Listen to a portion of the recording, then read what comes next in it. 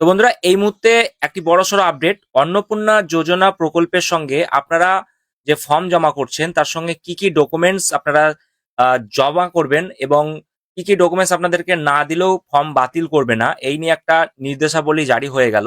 তো এই ভিডিওতে আমরা আপনাদেরকে পুঙ্খানুপুঙ্খ সেই ডিটেলস গুলো জানাবো যে কোন কোন ডকুমেন্টস আপনাদেরকে আবশ্যকভাবেই জমা দিতে হবে, না হলে কিন্তু আপনারা ৩,০০০ টাকা পাবেন না। বিস্তারিতভাবে সেই ডিটেলসটা আমি এই ভিডিওতে আপনাদেরকে জানাবো, তাই প্রথম থেকে শেষ পর্যন্ত ভিডিওটা দেখুন। আর ভিডিওতে ভালো লাগলে অবশ্যই একটা লাইক করে দিতে ভুলবেন না।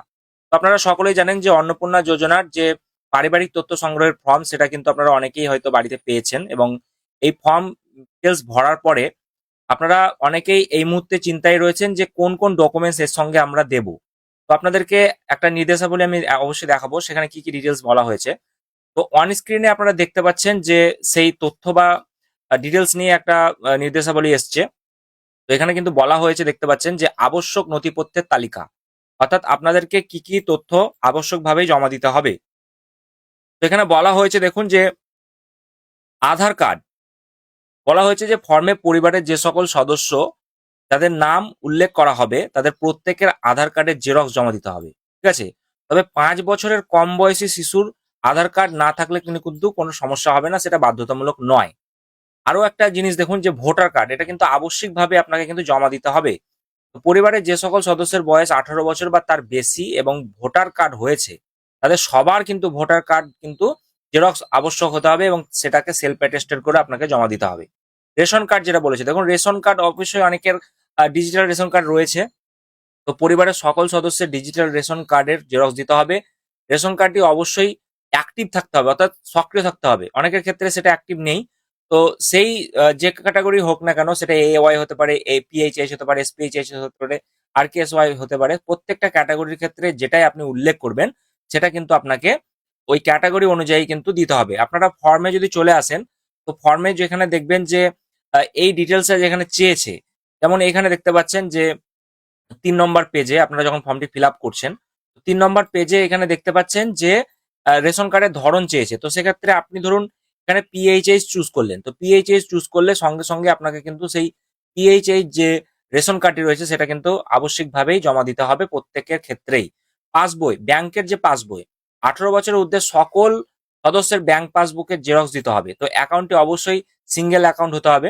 জয়েন্ট অ্যাকাউন্ট কিন্তু গ্রহণযোগ্য হবে না। পাসবুকে অ্যাকাউন্ট নম্বর, আইএফসি কোড পরিষ্কারভাবে বোঝা যায়, এরকম ভাবে কিন্তু সেটা হতে হবে এবং অবশ্যই সেটা ডিবিটি লিঙ্ক যুক্ত সেই অ্যাকাউন্ট থাকতে হবে বাধ্যতামূলকভাবে। তবেই কিন্তু আপনারা যে লক্ষ্মীর ভান্ডার প্রকল্পে যে টাকা আপনারা পাচ্ছিলেন সেটা কিন্তু অন্নপূর্ণা যোজনা ভান্ডারেও পাবেন। তারপরে যেটা বলেছে আবশ্যিকভাবে, অনেকে এটা নিয়ে কনফিউশন ছিল যে স্বাস্থ্যসাথী কার্ড, এই স্বাস্থ্যসাথী কার্ডটা কি আবশ্যিকভাবে দিতে হবে? তো পরিবারের স্বাস্থ্যসাথী কার্ডের জেরক্স কপি ফর্মের সঙ্গে কিন্তু যুক্ত করতে হবে। আপনাদের একটা জিনিস বলে রাখি, এই স্বাস্থ্যসাথী কার্ড নিয়ে অনেকের মধ্যে ভিন্ন ধারণা তৈরি হয়েছে যে স্বাস্থ্যসাথী কার্ডে আমরা কি দেবো। তো দেখুন এখানে যে পাতা নম্বর ৪-এ যেখানে আপনাদের চেয়েছে যে স্বাস্থ্যসাথী কার্ড বা স্বাস্থ্যসাথী কার্ডের যে ডিটেলস আপনারা কিভাবে দেবেন, সেক্ষেত্রে আমি আপনাদেরকে বলবো এখানে দেখুন যে হ্যাঁ লিখবেন। যদি হ্যাঁ হয় তবে সেক্ষেত্রে সরকারি বেসরকারি এসব লেখা আছে। তো এখানে আপনারা কিন্তু অবশ্যই সরকারি লিখে এখানে স্বাস্থ্যসাথী লিখে কিন্তু প্রিমিয়ামের বিবরণ দিয়ে দেবেন। প্রিমিয়ামের বিবরণ কি দেবেন? সেক্ষেত্রে আপনারা অবশ্যই ৫,০০,০০০ টাকা মেনশন করে দেবেন। ঠিক আছে? প্রিমিয়ামের বিবরণের ক্ষেত্রে এখানে 0 এবং ৫,০০,০০০ টাকা এবং স্বাস্থ্যসাথী কার্ড এটা লিখে কিন্তু আপনাদেরকে টিক করে দিতে হবে। ঠিক আছে? স্বাস্থ্যসাথী এবং ৫,০০,০০০ টাকা এটা লিখে দিলেই আপনাদের অবশ্যই হয়ে যাবে। অবশ্যই আপনারা দেখবেন যে যিনি হেড অফ ফ্যামিলি রয়েছেন, যদি তার আন্ডারে থাকে তাহলে তার নামে দেবেন। যদি সদস্য ১ অর্থাৎ যিনি লক্ষ্মীর ভান্ডার প্রকল্পে আবেদন করছেন তার নামে যদি স্বাস্থ্যসাথী কার্ডটা থেকে থাকে, তো শুধু তারটায় করলেই হবে। প্রত্যেকের ক্ষেত্রে না করলেও কিন্তু চলবে। ঠিক আছে? আমি সেক্ষেত্রে আপনাদেরকে বুঝিয়ে দিলাম। তো সেটা দিয়ে সেটা কিন্তু জেরক্স করে আপনাকে কিন্তু সেলফ অ্যাটেস্টেড কপি জমা দিতে হবে। ঠিক আছে? তো অপশনাল ডকুমেন্টস কি কি লাগবে? ঐচ্ছিক নথিপত্র যেগুলো আছে, যেমন ধরুন প্যান কার্ড, এগুলো কিন্তু ঐচ্ছিক। আপনি দিলেও কোনো অসুবিধা হবে না, না দিলেও কিন্তু কোনো অসুবিধা হবে না। প্যান কার্ড, দেখুন প্যান কার্ড অনেকের ক্ষেত্রে আছে, অনেকের ক্ষেত্রে নেই। সেক্ষেত্রে আপনারা দেখতে পাবেন যে ফর্মের সঙ্গে সেগুলো কিন্তু বিবরণ যেটা বলা হয়েছে যে প্যান কার্ড যদি থেকে থাকে অবশ্যই প্যান কার্ড দেবেন। যদি হ্যাঁ হয় তাহলে সেক্ষেত্রে টিক মার্ক করে আপনাকে কিন্তু প্যান নম্বর এবং সদস্যের নামটা কিন্তু এখানে চেয়েছে। যাই হোক, এক্ষেত্রে আপনাদের পরিবারের যাদের প্যান কার্ড মেনশন করবেন তাদের তাদের কিন্তু প্যান কার্ডের জেরক্স সবার থাকা বাধ্যতামূলক নয়। শিক্ষাগত যোগ্যতার সার্টিফিকেট, এটা নিয়ে অনেকের টেনশন যে যে সমস্ত সদস্যরা শিক্ষাগত যোগ্যতা দিচ্ছেন, অর্থাৎ কেউ ধরুন এইচএস পাস দিচ্ছেন, কেউ মাধ্যমিক পাস দিচ্ছেন, তো সেই মাধ্যমিক পাস সার্টিফিকেট বা এইচএস পাস সার্টিফিকেট সেটা কিন্তু আপনি জেরক্স করে দিতে পারেন, জেরক্স দেওয়া যেতে পারে। ঠিক আছে। টিকাকরণ, অনেকের বাড়িতে শিশু রয়েছে, তো ভ্যাকসিনেশন কার্ড সেটা যেটা রয়েছে, ছোট পরিবারে যাদের শিশু রয়েছে, তো পোলিও কার্ডের জেরক্স কপি দেওয়া যেতে পারে, এটা কিন্তু আপনি দিতে পারেন। ঠিক আছে। তারপরে বলেছে জমির পর্চা, জমির পর্চা বা রেকর্ড। তো অনেকেই আপনারা যে জমির বিবরণ চেয়েছে, সেই জমির বিবরণের ক্ষেত্রে আপনারা অনেকেই দেখতে পেয়েছেন যে সেখানে জমির বিবরণ চাওয়া হয়েছে, সেই জমির বিবরণে কি দিবেন না দিবেন সেই নিয়ে কিন্তু বারবার প্রশ্ন আপনারা করছেন। তো আমি বারবার আপনাদেরকে বলেছিলাম জমির বিবরণের ক্ষেত্রে যে আপনাদের পর্চা রয়েছে, সেই পর্চা রেকর্ডের বিবরণ উল্লেখ করা হয়, তাতে সপক্ষে যে জমির পর্চা বা রেকর্ড জেরক্স সেটা কিন্তু জমা দিতে হবে। এটা অবশ্যই সেলফ অ্যাটেস্টেড কপি হিসেবে আপনি পর্চাটা জেরক্স করে দিয়ে দেবেন। তারপরে কাস্ট সার্টিফিকেট, অনেকেই ওবিসি সার্টিফিকেট যুক্ত রয়েছেন, কেউ এসসি রয়েছেন, কেউ এসটি রয়েছেন, ইডাব্লিউ রয়েছেন। তো সেক্ষেত্রে প্রত্যেক আবেদনকারী যারা এটা অ্যাপ্লাই করছেন তাদেরকে কিন্তু এর সপত্তরিত নকল বা জেরক্স সেটা কিন্তু সেলফ অ্যাটেস্টেড কপি হিসেবে জমা দিতে হবে। পেনশন স্লিপ, তো অনেকেই রয়েছেন যারা পেনশন পান, তো তাদের কি করতে হবে, প্রধান আবেদনকারী ছাড়া পরিবারের অন্য কোনো সদস্য যদি কোনো সরকারি বেসরকারি পেনশন পান, তবে তার পেনশন স্লিপের জেরক্স কিন্তু জমা দিতে হবে। তো কাগজ, যেটা কর্মসংস্থানের কাগজ, অনেকেই এমপ্লয়মেন্ট প্রুফ রয়েছে, সেই সমস্ত পরিবারের কোনো সদস্য নির্দিষ্ট কাজের সঙ্গে যুক্ত থাকলে তার এমপ্লয়মেন্ট কার্ড, জয়নিং লেটার বা কাজের প্রমাণপত্রের জেরক্স কিন্তু জমা দিতে হবে। তো এই হচ্ছে টোটাল, এগুলো হচ্ছে আপনাদের অপশনাল ডকুমেন্টস, যেগুলো কিন্তু যেগুলো ম্যান্ডেটারি সেগুলো ছাড়াও কিন্তু আপনাকে জমা করতে হবে। এবার চলে আসি ইম্পর্টেন্ট যে গাইডলাইন্স যেটা দেওয়া হয়েছে।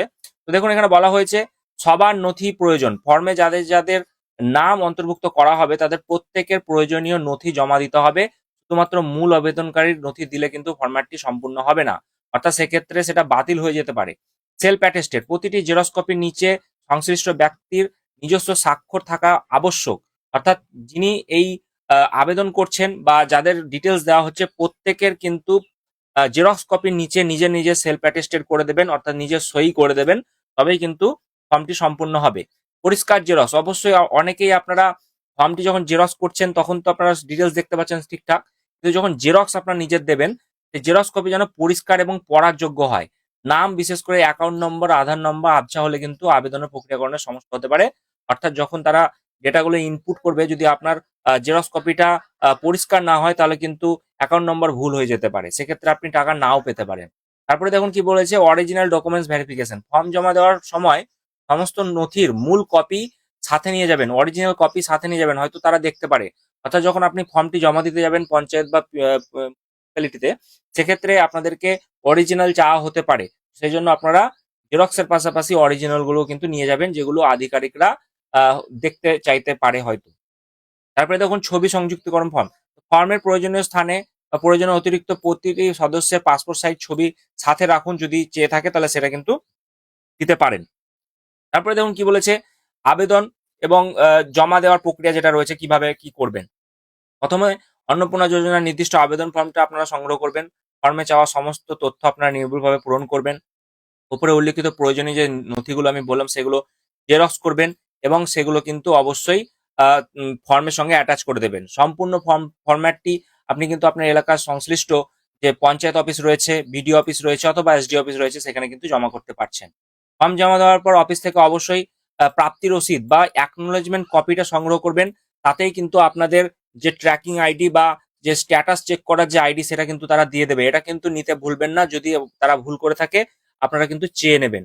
সফলভাবে ভেরিফিকেশন সম্পন্ন হওয়ার পরেই আবেদনকারী সরকারি নিয়ম অনুযায়ী ৩,০০০ টাকা কিন্তু আর্থিক সহায়তা পাবেন।